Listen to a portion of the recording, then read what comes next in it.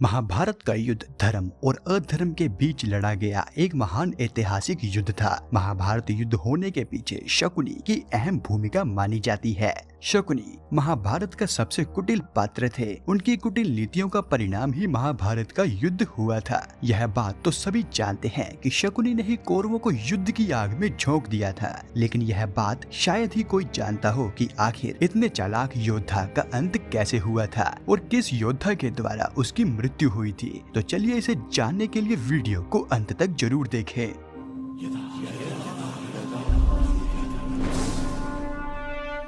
अगर कोई व्यक्ति शकुनी का नाम लेता है तो उसके मस्तिष्क में एक कुटिल, चालाक और एक धोखेबाज व्यक्ति की छवि बनकर उभरती है। दरअसल शकुनी का चरित्र ही कुछ ऐसा था। वह दुर्योधन यानी कौरवों का मामा और गांधारी का भाई था, लेकिन अंदर ही अंदर कौरवों से वह घृणा भी करता था। इसका कारण यह था कि शकुनी गांधार साम्राज्य का राजा था और शकुनी को लेकर यह कथा भी प्रचलित है कि भीष्म पितामह जब धृतराष्ट्र के लिए गांधारी का हाथ मांगते हैं तो उन्होंने धृतराष्ट्र के अंधे होने की जानकारी नहीं दी। यह जाने बिना ही गांधारी के पिता सुबल ने इस रिश्ते को स्वीकार कर लिया, लेकिन जब यह बात शकुनी को ज्ञात हुई तो उसने इसका विरोध किया। लेकिन गांधारी तब तक धृतराष्ट्र को अपना पति मान चुकी थी और धृतराष्ट्र ने ही शकुनी के पूरे परिवार को मृत्यु दंड भी दे दिया था, लेकिन शकुनी उस दंड से भी बच गए थे। इसीलिए शकुनी ने उसी दिन कौरवों का नाश करने का प्रण ले लिया था। बाद में शकुनी ही इस युद्ध का प्रमुख कारण भी बना था।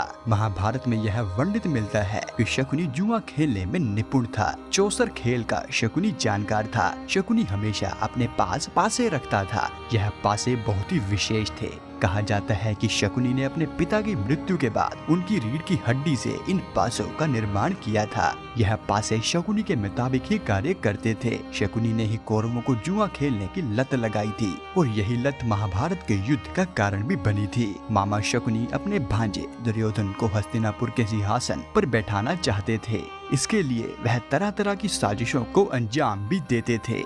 शकुनी हर समय पांडवों को क्षति पहुंचाने की साजिश बनाते रहते थे। एक बार उसने सभी पांडवों को मारने के लिए विशेष प्रकार के लाक्षागृह का निर्माण करवाया था, लेकिन उसकी इस योजना पर विदुर ने पानी फेर दिया था और पांडव बचकर निकल गए थे। शकुनी पैरों से लंगड़ा था, लेकिन चौसर खेलने में बहुत ही माहिर था। इसीलिए दुर्योधन से कहकर उसने पांडवों को जुआ खेलने के लिए मना लिया था, जिसके चलते युधिष्ठिर अपना सब कुछ हार गए थे। लेकिन इसके बाद भी शकुनी ने एक शर्त रखी। शर्त में उसने द्रौपदी के बदले पांडवों के सबसे बड़े भाई युधिष्ठिर को सारा राज्यपाट वापस करने के लिए कहा था। जुए में युधिष्ठिर द्रौपदी को भी फिर हार गए थे। बाद में द्रौपदी का अपमान ही महाभारत का एक प्रमुख कारण भी बना था और जब युद्ध शुरू हुआ था तो एक एक करके कौरव पक्ष के सभी योद्धा मृत्यु को प्राप्त होने लगे। लेकिन शकुनी कोई ताकतवर योद्धा नहीं था, बल्कि वह ताकतवर अपनी बुद्धि से था, अपनी नीतियों से था। इसीलिए शकुनी युद्ध में कभी सामने सीधे टक्कर लेने के लिए नहीं आए। वह युद्ध में कभी कर्ण का सहारा लेते तो कभी अश्वत्थामा का और अंत में दुर्योधन के सहारे पर ही जीवित बच पाए थे। लेकिन युद्ध के 18वें और अंतिम दिन शकुनी का सामना पांडवों के भाई सहदेव के साथ हुआ था। सहदेव और शकुनी के भीषण युद्ध के बारे में संजय धृतराष्ट्र को बताते हुए कहते हैं, महाराज, अपने पुत्र उल्लू को सहदेव के हाथों से मारा गया देखकर सुबल पुत्र शकुनी उन पर 3 बाणों से प्रहार करते हैं। उसके छोड़े हुए उन बाणों का अपने तीरों से काटकर प्रतापी सहदेव ने युद्ध स्थल में शकुनी का धनुष ही काट डाला था। धनुष कट जाने पर उस समय सुबल पुत्र शकुनी ने सहदेव पर एक विशाल गदा चलाई, परंतु वह विफल होकर पृथ्वी पर गिर पड़ी।